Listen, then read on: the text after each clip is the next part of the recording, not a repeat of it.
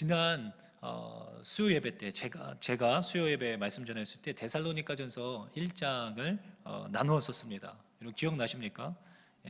1장에는 바로 그 소문이 각처에 퍼진 교회, 아주 소문이 자자했던 교회가 있었다. 그 교회가 바로 데살로니가 교회였다. 제가 이렇게 말씀을 나눴었습니다.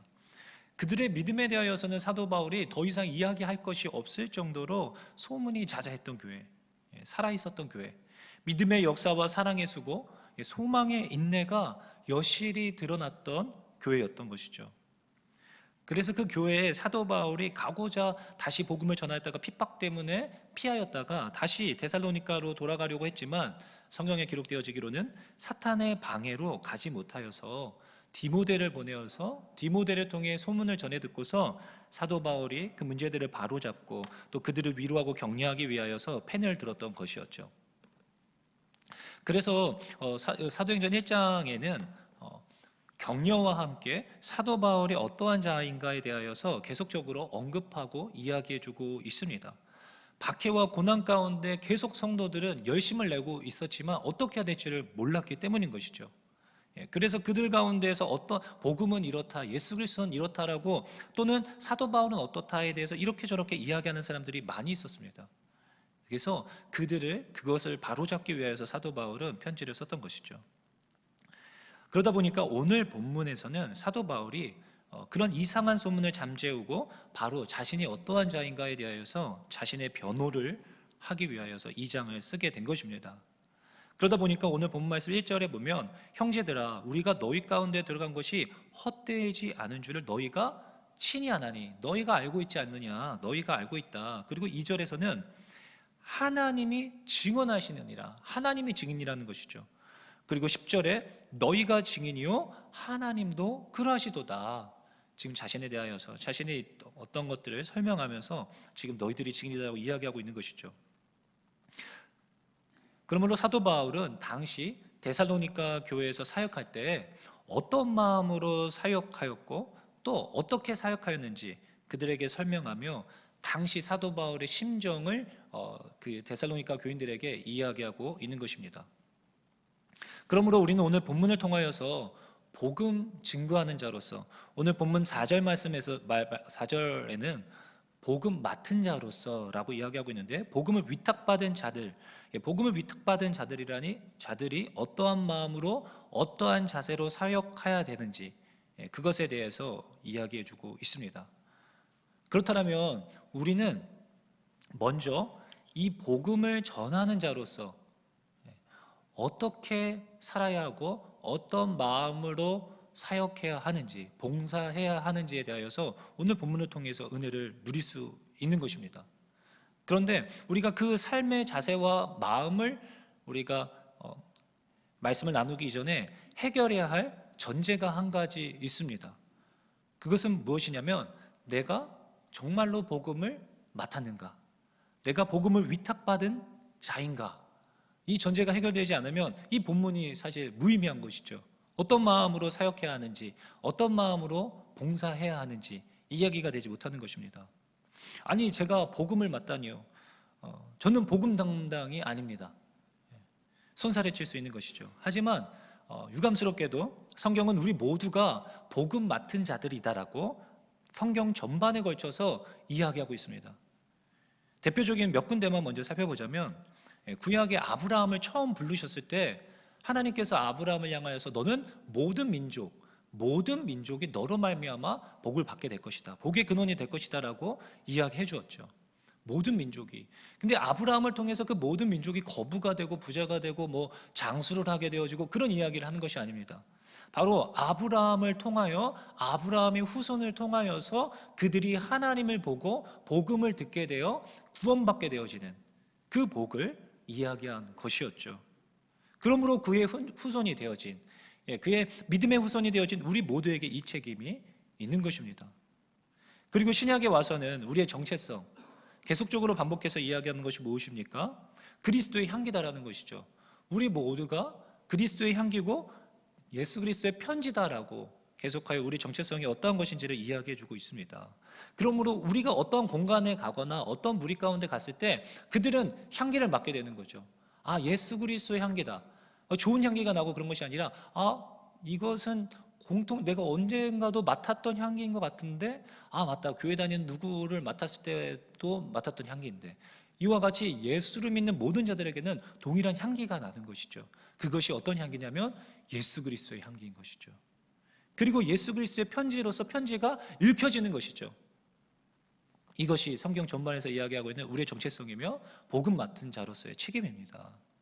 그러므로 우리는 잠시 왔다가 그냥 나에게 주어진 시간과 하나님이 허락해 주신 물질을 가지고 나의 행복과 나의 가족들의 안녕만을 위해서 살다가 그냥 천국 가는 인생이 아니라 이 땅 가운데에서 먼저 복음 맡은 자로서, 복음을 위탁받은 자로서 이 복음을 전해야 할 사명, 책임이 우리에게 먼저 있는 것입니다.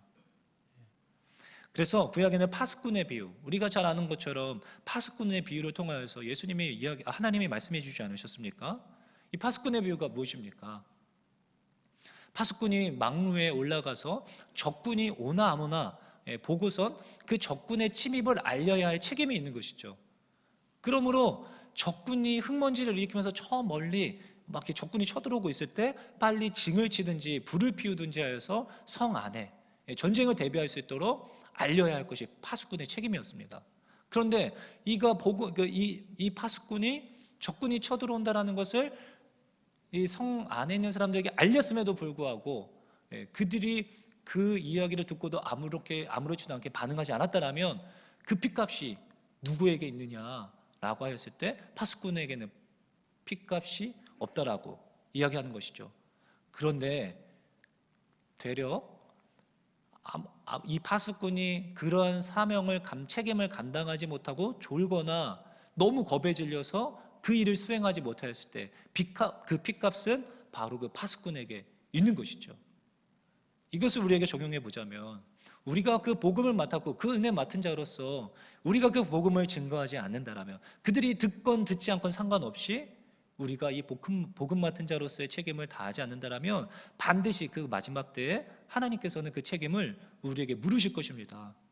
너는 복음 맡은 자로서 이 땅에서 무엇하다가 왔느냐라고 반드시 물을 것입니다. 그러므로 우리는 이 복음을 남의 역할로 떠넘길 수가 없는 것이죠. 자, 그렇다면 이제 우리는 복음 맡은 자로서 어떻게 살아낼 것인가, 어떠한 자세로 어떠한 마음가짐으로 복음 맡은 자로서의 삶을 살 것인가에 대해서 이야기할 수 있는 것입니다. 여러분 모두 복음 맡은 자라는 사실에 동의하십니까? 네. 그렇다면 우리는 어떻게 살아야 할 것인가? 오늘 본문은 첫 번째, 하나님을 기쁘시게 하기 위함이 되어야 한다라고 말씀해 주시고 계십니다. 오늘 4절 말씀인데, 오늘 4절 말씀을 우리 함께 합독해 보도록 하겠습니다. 4절 말씀입니다. 시작. 오직 하나님께 옳게 여기심을 입어 복음을 위탁받았으니 우리가 이와 같이 말함은 사람을 기쁘게 하려 함이 아니요 오직 우리 마음을 감찰하시는 하나님을 기쁘시게 하려 함이라. 아멘. 이것이 무슨 말이냐면, 그렇게 수많은 핍박과 고난 가운데에서도 사람들이 듣기 좋은 말이나 어떤 자신의 유익을 위해서 어떤 말들을 섞지 않았다는 것이죠. 왜냐하면 우리 마음을 꿰뚫어 보시는 하나님을 기쁘시게 하기 위함이었다라고 사도 바울은 이야기하고 있습니다. 우리의 어떤 모양의 사역이 되었든지 간에 복음 사역의 결국은 하나님을 기쁘시게 해드리기 위함이라는 사실을 우리는 명심해야 합니다. 오늘날 교회들이 병들어가는 이유가 무엇입니까? 복음이 희미해지고 이런 책이 있어요. 신학 실종이라는 책이 있는데, 이런 책들이 요즘에 왜 계속 나오고 있습니까? 온통 사람들을 만족시키고 기쁘게 하기 위한 프로그램들, 심지어 설교조차도 사람들이 듣고 좋아할 만한 삶에 유익이 되는 격언들과 같은 설교들이 점점 늘어나고 있습니다. 그렇다면 교회들은 왜 이렇게 점점 타락해 가는 것일까요? 바로 교회의 본질인 하나님 중심이 아닌 사람 중심으로, 하나님을 기쁘게 해드림이 아니라 사람을 만족시키고 기쁘게 하기 위한 교회로 변질되었기 때문입니다. 이것을 이재철 목사님이 쓰신 비전의 사람이라는 책에서는 이렇게 정리하였습니다. 이재철 목사님이 이렇게 연구를 하신 것 같아요. 고등 종교의 타락 현상 3가지 이렇게 정리하였는데, 고등 종교들이 타락할 때 나타나는 현상들이 동일하게 있다라는 것입니다. 근데 먼저 여기에서 고등 종교라고 분류할 때 종교학에서는 고등 종교와 하등 종교를 구분하는 기준을 자기 부인이 있는가 없는가로 이야기합니다. 종교학에서 이야기하는 자기 부인이라고 하는 것은 종교가 내세우는 영원한 가치를 위하여서 자기 욕망을 부인하는 것이죠. 다른 말로는 이제 극기라고도 하고 또는 헌신이라고 표현하기도 합니다. 유교에서는 이제 살신 성인 뭐 이런 단어로 표현하고 있습니다. 그런데 이제 언뜻 보기에는 자기 부인처럼 보일 수는 있지만 자기 욕망을 성취하기 위하여서, 자신의 뜻을 관철시키기 위해서 어떤 자신을 막 고행을 하거나 막 수행하고, 막 추운 겨울날 막 그 물 한 접시 떠다 놓고선 계속 하얀 소복을 이렇게 입고서 추운 겨울이어도 상관없이 막 정성을 들인다라고 하는 어떤 그런 종교 형태와 상관없이 어떤 그런 것들은 하등 종교로 분류합니다. 바로 종교에서 말하는 영원한 가치를 위한 자기 부인이 있는가라는 것이죠. 그래서 종교학에서는 고등 종교를 이슬람과 불교, 기독교, 그러니까 카톨릭도 포함한 개신교 이 3가지로 분류합니다. 그런데 이제 역사적으로 볼 때 이 3가지 종교가 타락할 때, 이제 몰락할 때 공통적으로 나타나는 현상 3가지가 있었는데, 그중 첫 번째가 무엇이냐면 바로 성직자의 급증입니다. 성직자의 급증. 그래서 성직자가 급증하면 이 종교는 타락했다라고 보는 것이죠. 고려 말에 불교가 타락했을 때 승려들이 고려 땅에 가득 찼었다는 것을 우리는 역사를 통해서 알 수 있죠. 그리고 티베트라마 불교가 타락할 때 티베트의 남자 중 70%가 바로 승려였다라고 합니다. 그리고 1979년에 회교혁명으로 팔레비 왕조를 몰아내었던 이슬람의 최고 성직자 호메이니가 이란 최고의 권력자가 되었을 때 이제 이란 땅에 회교 성직자들이 엄청나게 넘쳐났었다라고 합니다. 그리고 우리가 잘 알듯이 카톨릭이 중세 시대 때 타락해 갈 때 유럽 대륙의 신부들이 넘쳐났던 것은 두말할 나위가 없습니다. 그렇다면 왜 고등 종교가 타락할 때 그 종교에 관련된 성직자들이 급증하는가? 바로 그 이유는 자기 부인이 사라졌기 때문인 것이죠. 영원한 가치를 위해서 자기를 부인한 삶을 살아간다는 것은 사실 쉬운 일이 결코 아닙니다. 남들이 가고 싶어하지 않는 좁은 길을 선택한 것이죠. 내가 먹고 내 자녀들이 더 풍성한 삶을 누릴 수 있고 내 가족들이 더 여유 있는 삶을 살 수 있지만, 그럼에도 불구하고 나를 부인하고 그 모든 것을 내려놓고 영원한 가치를 위하여서 자신의 인생을 내어 던지는 것이죠. 그런데도 많은 이들이 가고 싶어 한다는 것은 무엇인가 이유가 생긴 것입니다. 세속적인 직업으로 타락했다라는 증거가 되는 것이죠. 우리가 한번 좀 들어봤을 프랑스 작가 스탕달의 소설 이제 적과 흙이라는 소설 있지 않습니까? 그 주제가 바로 이것이죠. 1830년대 당시에 이제 프랑스를 비롯한 유럽 청년들이 적이냐 흙이냐를 놓고 고민했었습니다. 적색은 카톨릭 사제들이 입는 붉은 상의를 말하는 것이고, 이제 흑색은 판사의 검은 법복을 말하는 것이었습니다. 이제 당시 유럽 청년 엘리트들이 자신이 출세하려면 카톨릭 사제와 판사 중에서 어느 쪽이 더 유리할지를 저울질하였던 것이죠. 이러한 이유 때문에 고등 종교의 타락 현상 2번째가 야기되어집니다. 성직자의 급증으로 인한 고등 종교의 타락에서 2번째가 야기되어지는데, 그것은 성직자의 급증으로 인하여 종교 기관이 늘어나게 되어져 있습니다. 성직자들이 늘어났기 때문에 그들이 일할 종교 기관이 필요한 것이죠. 교회가 될 수도 있고 절이 될 수 있고 사원이 되는 것인데, 그것들이 늘어나기 시작합니다. 사역을 해야 하기 때문에. 이것은 겉으로 볼 때 그렇게 문제시되지 않고 오히려 부흥이 되니까 좋은 것 아니냐라고 이야기할 수 있지만, 이 2번째 현상으로 인하여서 3번째 타락 현상이 야기되어집니다. 이 3번째 현상이 심각한 것인데, 이 3번째는 무엇이냐면 성도의 신앙이 기복화되어진다는 것입니다. 신앙이라고 하는 것은 절대자인 창조주 어떤 신 앞에서 인간이 우리들이 변해가는 것이죠. 우리의 본질을 깨닫고 우리의 정체성을 알아가면서 하나님 그 친에게 우리의 삶을 맞춰가는 것이죠. 그런데 기복이라고 하는 것은 인간이 자신의 목적을 성취하기 위하여서 자신이 가지고 있는 어떠한 것을 드리거나 자신의 정성을 들여서 신을 달래고 올려서 신의 마음을 결국은 감동시켜서 자신의 뜻을 이루는 것이죠. 왜 성도들의 신앙이 고등종교가 타락하면 이렇게 변하게 되어지느냐면 그 많은 어떤 종교기관들이, 달리 말하면 우리 교회라고 이야기할 때 교회들이 서로 늘어나니까, 교회들이 늘어나니까 서로 성도들을 끌어모으기 위한 경쟁을 하게 된다는 것입니다. 점점 하나님의 말씀이 선포되어지는 것이 아니라 이 시대에 걸맞는, 사람들이 좋아하는, 모든 사람들이 이해할 만한, 납득할 만한 설교를 하게 되어지고 그런 프로그램들이 교회에 자리 잡게 되어지는 것입니다. 그래서 성도들의 신앙이 점점 소비자 신앙으로 변해가게 되는 것이죠. 마치 자신이 소비자인 것처럼 좋은 서비스를 받아야 한다라고 자연스럽게 생각하는 것이죠. 마치 사람들이 맛집을 찾아다니듯이 인터넷 서핑을 하다가 이 교회가 되게 좋아 보인다, 이 교회 서비스도 좋고 환경이 좋고 주차장도 좋고 건물이 좋고 화장실도 좋고, 그런 것들을 이제 살펴보는 거죠. 그러다 이 교회에 오게 되는 것입니다. 그래서 교회에서 예배들이 그렇게 하는데 뭔가 마음에 내키지 않고 그러면 또 쉽게 교회를 옮기게 되는 것이죠. 그러다 보니까 교회들은 점점 이 성도들의 니즈, 이 성도들이 무엇을, 욕구가 무엇인지 알기에 이 시대의 필요가 무엇인지 알고자 그런 것에 점점 예민해지려고 하는 것이죠. 모두가 좋아할 만한, 하나님이 좋아할 만한 것이 무엇인가 생각하는 것이 아니라 사람들을 불러 모으기 위하여서 어떤 것을 해야 할 것을 고민하기 시작하는 것입니다. 하지만 사도 바울은 복음을 위탁받았으니 우리가 이와 같이 말하면 사람을 기쁘게 하려 함이 아니요 오직 우리 마음을 감찰하시는 하나님을 기쁘시게 하려 함이라.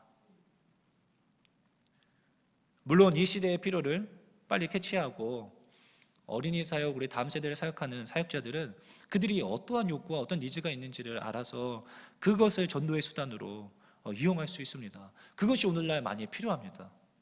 정말 중요하죠. 그러나 정말 맛있는 음식을 예쁜 그릇에 담아서 내놓았을 때 훨씬 더 좋은 것이죠. 그런데 너무나 예쁜 그릇과 접시에 담기 위해서 그 음식에 소홀해진다라면, 정작 우리가 신경 쓰고 정말 본질인 하나님의 말씀에 소홀해지기 시작한다면 그것이 굉장히 위험해지는 것이죠. 더 나아가서는 그 음식도 정말 맛있게 하기 위해서 몸에 해로운 화학 성분을 많이 첨가하게 되어진다면 결국은 우리의 입맛을 만족시킬 수는 있을지 모르겠으나 결국 그것은 사람을 죽게 만드는 건강에 해로운 음식이 되어지는 것이죠. 그것은 바로 사람을, 영혼을 죽이는 행위가 되어지는 것입니다. 그러므로 오늘날 교회의 가장 큰 도전 중 하나가 무엇입니까? 동성애 문제죠. 동성애. 청년 사역을 하고 있는 제에게 있어서 요즘에 동성애를 인정하는 교회들이 굉장히 많이 나타나고 있습니다. 그리고 쉽지 않게 페이스북이나 어떤 그런 것에서 그런 글들을 보게 돼요. 동성애를 인정하는, 옹호하는 어떤 사역자들이나 어떤 신학생들이 그런 글들을 쓰는 거죠. 근데 그것을 사람들이 좋아해요. 사람을 더 사랑하는 것 같고, 사람들을 더 존중하는 것 같고, 더 이해심이 많은, 그러니까 사람들 영광하는 거죠. 이 교회가 좋은 교회다라고 하는 거죠. 그리고 요즘 시대에 깨어있는 교회다, 고리타분하고 그런 교회가 아니라 깨어있는 교회다라고 하면서 좋아하는 것이죠. 청년들에게 말씀을 전하면서 문란한 성행위에 대하여서 함께 여행을 다니고 아무렇지 않게 2박 3일 여행을 다니거나 이런 것을 이야기하면 청년들이 싫어해요. 그래서 이야기를 하기가 어렵죠. 헌금 이야기하면 너무 싫어하죠. 할 수가 없습니다. 사랑하는 충신교회 성도 여러분, 세상 가운데 복음 맡은 자로서의 삶을 살아가다 보면 사람들과 이해관계 안에서 눈치를 봐야 하는 상황들이 발생되어지고 부딪힐 때가 참 많습니다. 아이들과 관계하면서도, 가족들과 안에서도 어떤 문제들이 발생되어질 때가 있습니다. 그러할 때 그들의 기분을 맞추고 이해하고 사랑해야 할 때가 있겠지만 절대로 타협해서는 안 되는 진리와의 문제에 봉착하게 되어질 때 우리는 절대로 물러설 수가 없는 것입니다. 사람이 아닌 하나님을 기쁘시게 하기 위하여 고난과 능력도 감내할 수 있는 저와 여러분들 될 수 있기를 예수님의 이름으로 축원합니다. 두 번째로, 어떠한 자세로 마음가짐으로 복음 맡은 자로서 살아갈 것인가? 오늘 본문은 사람에게서 영광을 구하여서는 안 된다라고 말을 하고 있습니다. 우리 2장 6절 말씀인데요. 6절 말씀 함께 합독해 보도록 하겠습니다. 시작. 또한 우리는 너에게서든지 다른 이에게서든지 사람에게서는 영광을 구하지 아니하였노라. 아멘. 이제 우리는 복음을 맡은 자로서 각자의 삶의 자리에서 최선을 다해서 사역하는데 사람에게서 영광을 구해서는 안 된다는 것입니다. 그렇지 않습니까? 무엇인가 내가 하나님의 말씀을 위해서 남들이 누리고 살아가는 것들 더 누리지 않고 더 열심히 살아가고 있는데 무엇인가 내가 원하는 뜻대로 되지 않고 내 삶은 점점 남들보다도 더 못한 삶을 살아가는 것 같고 내 삶의 고난이 끊이지 않을 때 점점 위축되어져 가고 속이 상하고 마음이 상하고 시험에 들 때가 있습니다. 그러나 오늘 본문은 그러한 이유들로 시험에 들거나 그런 이유가 무엇인가 우리는 생각해 볼 수 있게 됩니다. 저는 이제 청년 사역을 하면서 교회에서 갑자기 막 열심을 내고 막 사역을 너무 막 교회에서 일을 열심히 하는 청년들이 있으면 오히려 겁이 날 때가 있어요. 겁이 나요. 왜 그러냐면 두 가지 이유 때문인데 첫 번째는 얘 혹시 신천지 아닌가 하는 이유가 있습니다. 신천지 아이들이 이제 오면은 이제 막 엄청 열심히 해서 막 영향력 있는 자리에 막 이렇게 해서 막 그런 이야기를 이제 교육을 이제 신천지 강의 들을 때 막 그런 이야기를 들어서 신천지 아닌가 하는 의심이 막 들 때도 있어요. 두 번째는 보통 그렇게 열심히 하다가 이제 시험에 빠지기 때문인 것이죠. 복음 맡은 자로서 교회를 위하여 내 곁에 있는 사람들을 섬기기 위해 열심을 내다 보면 그러한 사람들이 결국 시험에 빠집니다. 교회 그냥 왔다가 예배드리고 가는 사람들이 이렇게 시험에 빠지는 일이 거의 없잖아요. 근데 교회에서 막 열심을 내는 사람들이 시험에 듭니다. 왜 시험에 빠지는가 하면 내가 이렇게 열심히 했는데 무언가 서운한 마음이 생길 때가 있는 것이죠. 알아주지 않는 것 같고 인정해 주지 않는 것 같고. 그래서 당장은 잘 모르겠는데 당장은 내가 그런 마음으로 사역하고 있는지 잘 모르죠. 나는 그런 것 같지 않은데 난 나의 영광을 위해서 사역하고 있지 않은 것 같은데 라는 마음이 드는데 어떠한 사건이 딱 터졌을 때 우리의 마음의 의도를 그때 이제 확인해 볼 수 있게 되는 것이죠. 제가 이제 IBF 선교단체 캠퍼스 복음 이제 단체인데 제가 대학교 다닐 때 IBF라는 선교단체에 있었습니다. 근데 그때 이제 리더 훈련을 받고 처음 2006년도 1학기 때 리더가 되어서 소그룹원들을 맡았습니다. 그때 사역을 나가기 전이죠. 사역을 나가기 전인데 그때 소그룹원들을 맡았어요. 제가 2006년도 1학기라 함은 제가 이제 날라다닐 때입니다. 날라다닐 때 2006년도 이렇게 1월인가요? 그때 겨울수련회 가서 하나님 제 인생에 있어서 가장 큰 하나님의 은혜를 경험하고 막 날라다닐 때 진짜 이렇게 손을 뻗어서 이렇게 딱 장풍 쏘면 사랑이라는 단어가 날아갈 것 같고 막 이럴 때입니다. 여러분 그럴 때 있지 않으셨습니까? 막 모든 게 다 너무 사랑스럽고 막 알려주고 싶고 하나님 얼마나 너 사랑하는지 막 알려주고 싶고 막 내 모든 걸 막 주고 싶고 막 그럴 때입니다. 그때 이제 그 속으로 아이들 장난이 아니었죠. 그 아이들에게 제 모든 것을 막 쏟아 부을 때입니다. 그래서 그 아이들이 뭐 부르면 뭐 밤낮이고 뭐 없이 제 모든 용돈을 들여서라도 막 그 아이들 맛있는 거 사주고 막 그랬을 때였어요. 그런데 그 이제 소그룹이 1학기 하고 한 학기 하고 바뀌게 되어지는데 그때 제가 이제 알았어요. 뭘 알았냐면 그 아이들을 소그룹이 바뀌었는데 그 아이들이 다른 리더에게 간다는 게 너무 싫은 거예요. 그리고 저는 그 시간을 마치고 이제 군입대를 하는 거였습니다. 군입대를 하게 되어지는데 이 아이들과 떨어지는 게 싫고 그 아이들이 다른 리더에게 가서 또 그렇게 하는 게 너무 싫은 거예요. 여러분들 뭐 목사님 뭐 그런 걸로 그러시나 생각할 수 있는데 한번 정말로 이렇게 사랑해 그렇게 애를 쏟아 보시면 그런 마음이 뭔지 이해되실 거예요. 그래서 그때 제가 하나님께 막 그 마음이 안 좋은 마음이라는 것을 알고 하나님께 기도하면서 애를 썼는데 그래도 막 속이 상하고 싫고 막 그런 마음이 드는 거예요. 근데 제가 기도하다가 하나님이 그 징검다리에 있는 징검돌 그거를 보여주셨어요. 돌멩이들 냇가에 이렇게 돌멩이들이 이렇게 있는 것을 기도하는 중에 보여주셨는데 제가 그 징검다리 이제 돌 하나라는 거죠. 그 아이들이 이 시기에 나를 잠깐 밟고 지나가는 그 돌멩이에 불과하다라는 것이죠. 그러니까 우리의 사역이 그런 것입니다. 그러니까 우리가 누군가를 맡아서 사역할 때 우리는 단순히 그 아이들이 다음 단계로 넘어갈 수 있도록 한번 밟혀주는, 이 냇가를 건너갈 수 있도록 한번 밟혀주는 그 돌멩이, 그것에 불과한 우리인데, 마치 이 아이들이 내 것이고 나의 아이들인 것처럼 내 모든 것을 쏟아부을 때 서운한 마음이 들기도 하고, 그 아이들을 소유하거나 어떤 사역을 하면서 그 무리를 장악하고 싶은 마음들이 우리 안에 자리 잡히게 된다는 것입니다. 그러나 그것이 아니라 우리의 영광이 아닌 하나님의 영광을 위하여서 우리가 사역한다는 것이죠. 그래서 더불어서 7절에 사도 바울은 이렇게 합니다. 우리는 그리스도의 사도로서 마땅히 권위를 주장할 수 있으나 도리어 너희 가운데서 유순한 자가 되었다라고 이야기했습니다. 사도로서 마땅히 권위를 주장할 수 있지만, 제가 아는 한 목사님께서 청년 사역을 굉장히 오래 하셨었는데, 내가 이제 청년 사역을 그만두어야 될 때가 온 것 같다 라시고 하시면서 사역을 그만두셨다라고 해요. 이제 그때가 언제였는가 하면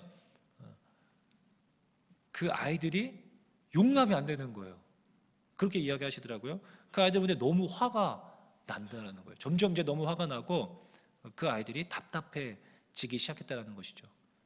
그래서 목사님께서 그 아이들에게 화를 이제 불같이 이렇게 내셨던 적이 있는데, 그 화를 내고 돌아서서 가는 길에 내가 이제 청년 사역을 그만둬야 되겠다, 이제 이런 생각을 하고 그때 그만두셨다라고 합니다. 무엇인가 이해가 되지 않고 용납이 안 되는 것이죠. 제가 이제 유초등부 교사할 때였습니다. 유초등부 교사할 때였는데, 아이들이랑 유초등부 아이들이랑 몸으로 놀아줘야 하지 않습니까? 유초등부 아이들. 그때 제가 20살 때인가 21살 때로 기억합니다. 근데 유초등부 교사할 때였는데 막 아이들이랑 격하게 뛰어놀고 막 했었는데, 그리고 나서 이제 예배 시간이 되어서 이제 자리에 앉자 막 하고서 정돈하고 그렇게 앉아 있었어요. 이렇게 앉았었는데, 앉아서 예배하고자 했는데 뒤에서 그 아이가 5학년인가 그랬던 것 같아요. 5학년 4학년 때인가 그랬던 것 같은데, 그 정말로 있는 힘을 다하여서 그 아이가 제 뒤통수를 정말 세게 때렸어요. 그래서 여러분, 뒤통수 세게 맞으면 눈알이 앞으로 튀어나온다는 말 들어보시지 않았습니까? 이래서 눈알이 앞으로 튀어나가는구나를 그때 경험했던 것 같아요. 그때 제가 뒤통수를 딱 맞고 너무 깜짝 놀라가지고, 아픈 것과 플러스 함께 너무 갑자기 소리도 크고 부끄러운 거죠. 근데 딱 뒤를 돌아봤는데 그 아이가 너무 기뻐하면서 너무 재밌어하면서 막 웃고 있는 거예요, 해맑게. 정말 그때 그 아이를 정말 죽일 수 있었던 것 같아요. 근데 옆에 사람들이 있었기 때문에 그러지 않았었는데, 저 20살 때, 21살 때니까요.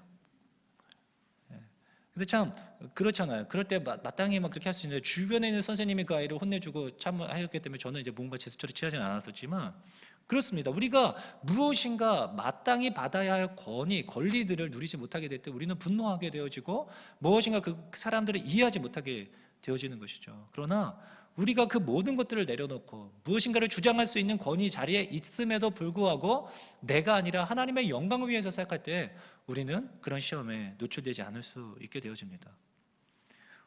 우리는 나도 모르게 자기의 영광을 위해서 봉사하거나 사역할 수 있습니다. 내가 그렇게 애정을 쏟고 사랑하였는데 어떻게 너희들 나한테 이럴 수 있는가?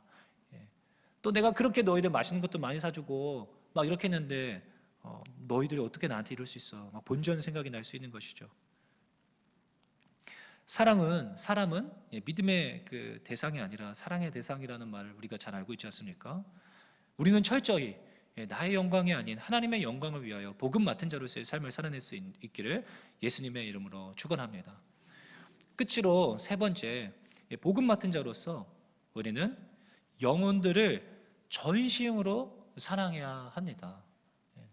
데살로니가전서 2장 8절의 말씀입니다. 오늘 8절의 말씀인데 우리 함께 한 목소리를 읽어보도록 하겠습니다. 시작.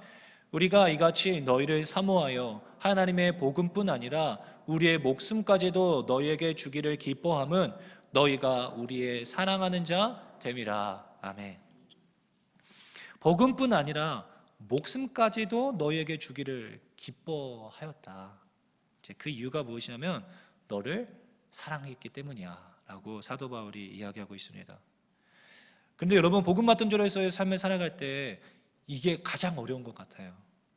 하나님을 기쁘시게 할 것이 무엇인가 고민하면서 씨름할 수 있고, 나의 영광을 위하지 않고 하나님의 영광을 구해야지, 또 그게 잘 안 될 때 회개기도하면서 어찌되었든 애를 쓸 수가 있습니다. 그런데 이제 말을 안 듣거나 나를 무시하거나 멸시하는 내 이웃이나 내 직장 상사나 나와 관계되어진 어떤 사람들, 무엇인가 복음을 받아들이려 하지 않고 오히려 핍박하는 사람들을 어떻게 사랑할 것인가?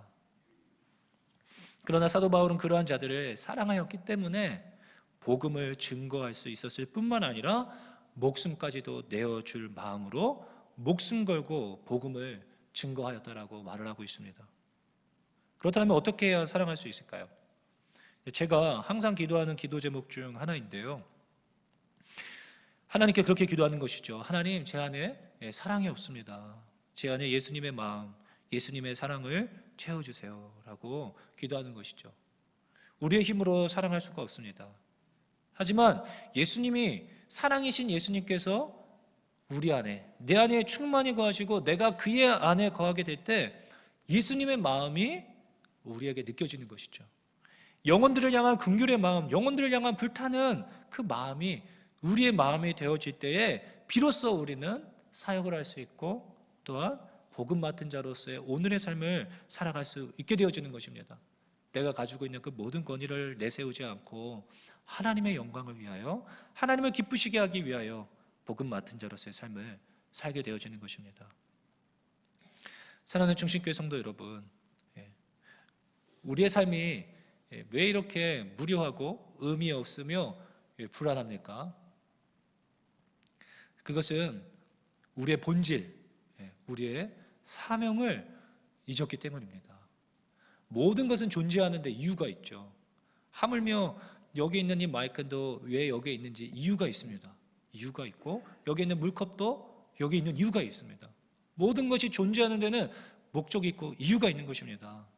그런데 그 본질과 그 사명을 잊었을 때 우리는 아무런 의미를 찾지 못하고 무료하고 의미 없으며 불안한 인생을 살게 되어집니다. 그러다 보면 내 자식과 내 가족들의 안녕만을 위하여서 날마다 소갈이하며 하나님의 눈치를 보면서 사는 신앙생활을 하게 되는 것이죠. 그러므로 우리의 삶은 끊임없이 불안해지는 것입니다. 이 행복이 깨질까 봐.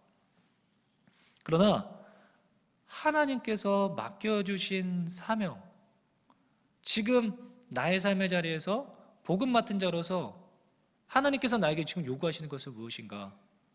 어떻게 하면 하나님을 기쁘시게 해드릴 수 있을까? 어떻게 하면 내가 이 복음을 증거할 수 있을까? 고민하면서 하나님 편에 서서 세상 가운데 빛으로 소금으로 살아내기 위해 애를 쓰면 우리의 인생이 빛이 나기 시작하는 것이죠. 막 심장이 뛰고 가슴 벅찬 삶을 살 수 있게 되어지는 것입니다. 왜냐하면 하나님이 나와 함께 하시는 것이 느껴지기 때문입니다. 여러분, 제가 군생활을 최전방 강원도철원 3, 4단 백골부대에서 하지 않았겠습니까? 그래서 거기 GOP 애국가 나올 때 이제 철책 나오는데 거기서 제가 군생활을 했었는데 거기는 보급품이 다릅니다, 여러분. 보급품이. 그때 당시에 이제 제가 같이 군생활했던 다른 친구들에게 물어봐도 아이스크림 같은 거 막 나오지 않거든요. 거기는 아이스크림 같은 거 나오고 보급품이 더 잘 나와요. 그리고 뭐 복장이나 이런 것도 되게 좋은 것들로 막 이렇게 나와주고 채워지게 되어지는데, 그게 왜냐하면 전방이기 때문이에요. 최전방이기 때문에. 최전방이기 때문에. 후방, 죄송합니다. 후방에서 사역하신 분들을 뭐 이렇게 비하거나 그런 거 아닌데 후방에 그런 거 막 아니라고 하시더라고요. 하나님과 함께 영적 치열한 자리 가운데 있을 때에는 하나님이 더 은혜를 부어주시고 그 일들을 감당할 수 있도록 힘을 주십니다. 우리 인생도 마찬가지죠. 나의 삶을 위하여서 그냥 나의 가족들의 안녕만을 위해서 살아가는 것이 아니라 복음 맡은 자로서 세상 가운데에서 빛을 내기 위하여 치열한 삶을 살아가다 보면 하나님이 나와 함께 하시면 하나님이 은혜들을 부어주시기 때문입니다. 왜냐하면 하나님의 은혜 없이는 그 일들을 감당할 수 없기 때문에. 복음 맡은 자로서 예수님의 마음으로 영혼들을 사랑하고 하나님을 기쁘시게 해드리며 하나님의 영광을 위하여 매일의 삶을 살아내는, 그래서 나의 삶이 아름다운 삶을 살게 되어지는 저와 여러분들 될 수 있기를 예수님의 이름으로 축원합니다. 기도하시겠습니다.